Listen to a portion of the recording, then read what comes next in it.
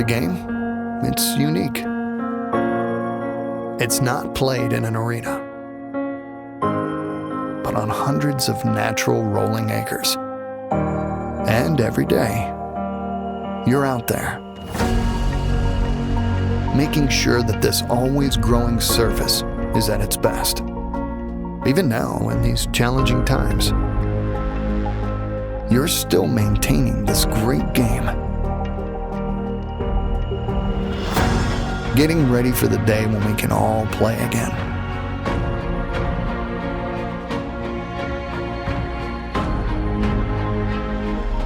So, thank you.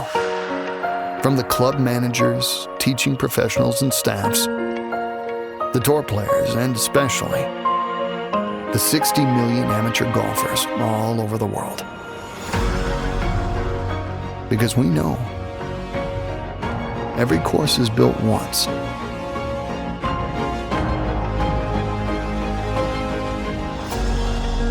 But it's maintained forever.